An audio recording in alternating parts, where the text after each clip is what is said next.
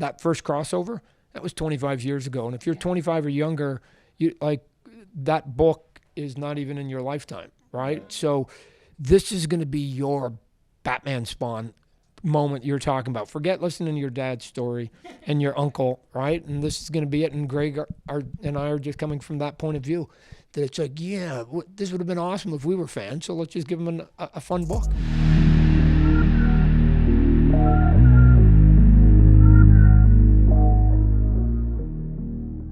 Batman Spawn is happening. How are you feeling about it, Todd, to go back to this iconic pairing? Pretty easy, you know, again, my favorite character other than Spawn, right? I've always said Batman. But even more so, I wouldn't have done it with any other person other than Greg. When I thought about doing the crossover years ago, obviously it was Greg. But now that he's done his decade run on Batman, become the preeminent Batman artist, then he's the guy. And so Greg, when I phoned Greg, I go, hey, Greg, would you think about doing it again? If he had said no, there was no number 2 on my list, I would have just walked away from it. Wouldn't have made sense to me. But he would, I got lucky that I get to ride on his coattails once again. So. And Greg, how did it feel to get that phone call and have that? Well, it was funny actually. I got the word first from Marie Javins, who's the editor-in-chief at DC, and she's like, would you be open to doing this? I'm going, yeah, I think I've been down this road before, and they go, no, we think we can get it done. I go, well, I was working and still am on the 3rd installment of the Creech, so it's like, I wasn't counting on it happening. I go, if you can get it together, give me a call, and they go, yeah, we can make it happen. So I was like, then of course I'm in, because I've drawn both characters, like he said, like both characters, and I'm going back into the most fun time I've ever had working in my entire career was working with Todd. I mean, just Scott Snyder hates to hear me say it, but his eyebrow, you think it's high usually, it really goes mad, but it's just the honest truth, and so to do it again, I mean, it's just like we were, never apart, and we're just doing our thing again, which is casual, easy, and a little not so easy. We had a tight deadline, but just very familiar, comfortable. Yeah, I think one of the most exciting things I remember when I was a kid and I would read Spawn and I'd see you draw a cape and I'd be like, this guy should be drawing Batman. And then you went on to become, like Todd said, like one of the most beloved Batman artists of all time. So what's it like to bring that experience with Batman and then put it into this character who obviously had a little bit of a Batman influence? I mean, for me, it's cool and it's easy, but to me, it's a bit freeing from doing the monthly Batman book and, with that particular writer, Scott Snyder and stuff, and that whole vibe and having a consistent way of approaching it, being its own thing with Spawn, I feel I'm just making it its own thing. I'm not like, well, I used to do the cape this long on my monthly series, and now so I don't feel like I have to be rigid in that way. I could just do what I feel fits this book the best. Yeah. So here's the thing that Greg and I did when we were on Spawn for a long time, and we are doing it with this book once again, because it worked back then. If it ain't broke, why fix it? Well, first off, whenever we started talking about the books and doing the books, we were 10-year-old kids anyways, right? What would be cool? What would be fun? Let's just do it. Everything sort of comes from that. And then you have a story that's there. So in the back of my mind, I've got sort of a beginning and an ending of like where I want to move the characters of Batman and Spawn. I could use a handful of villains to get there, right? Because I think it's more about like what's the difference and the similarities of these two characters. I think that's way more interesting than who they beat up during the course of it. But then it was turning to Greg and saying, hey, you're going to have to draw it. What can we do? He said Quarter Owl. Awesome. He could have said anybody. I don't care who he said. And when I found out the backstory to Quarter Owls, it was perfect. It was easy.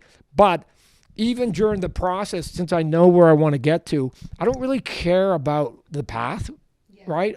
I want the path to be as enjoyable as possible. So there are times, and again, like I said, I know that if we gave a seminar to writers, they would just go, what the hell is going on? I'll give Greg pages 25 through 30.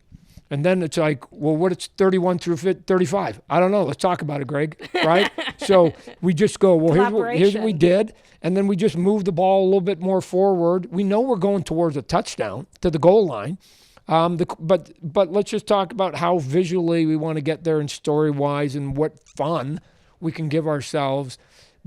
and what images we would have wanted to see if we were buying this comic book, and acknowledging that first crossover, that was 25 years ago. And if you're 25 or younger, that book is not even in your lifetime, right? So this is going to be your Batman Spawn moment you're talking about. Forget listening to your dad's story and your uncle, right? And this is going to be it. And Greg and I are just coming from that point of view, that it's like, this would have been awesome if we were fans, so let's just give them a fun book. Yeah. Yeah. And Greg, has there been a particular moment when you've seen those pages where you guys have been having that conversation that you've been like, oh, I really can't wait to draw this? Like, this is the... Well, I've been saying, Todd's been giving piecemeal to me, as he said, right? And, I got sort of at the halfway mark, and he goes, and now the fun starts. I'm like, that was a whole lot of fun coming up to this halfway mark. So what do you mean more?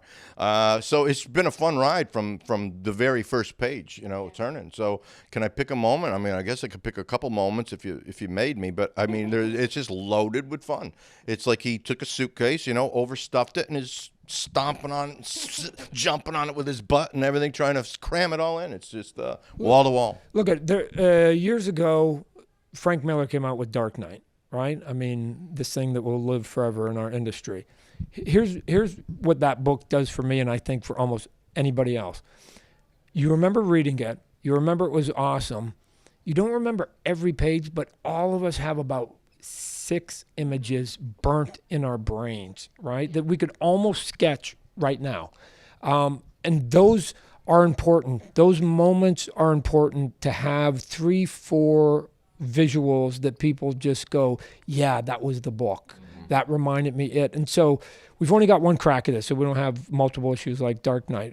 This is more like Killing Joke. But I think it's important for us to be aware, and we're artists, and this is why we started collecting, because of art, to give a couple of those moments that people go, wow, if they ever made a poster of that, I'd buy it, right? Yeah. So.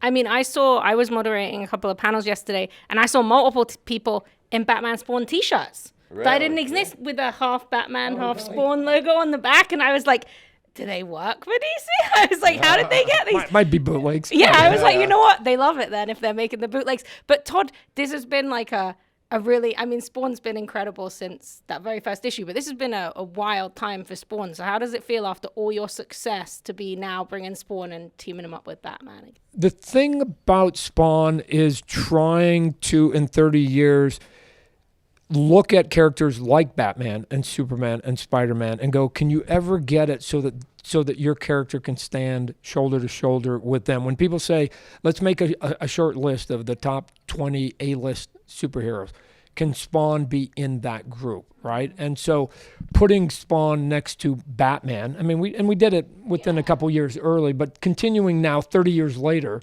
that still says that, hey, my character is relevant in comic books 30 years later, as I assume Batman was when he was at his 30-year mark, or Spider-Man was at his 30-year mark, right? I mean, any character that has longevity, and that was always a goal with mine, is going to have highs and lows. I mean, you can go through the history of any character, and you're going to go, there was the high moment, there was a low moment, and you just keep going. And what the value ends up being is decades of the character being around, so that people now that are 30 years or younger have never lived one day in this planet without the word Batman or Spawn in it. Yeah.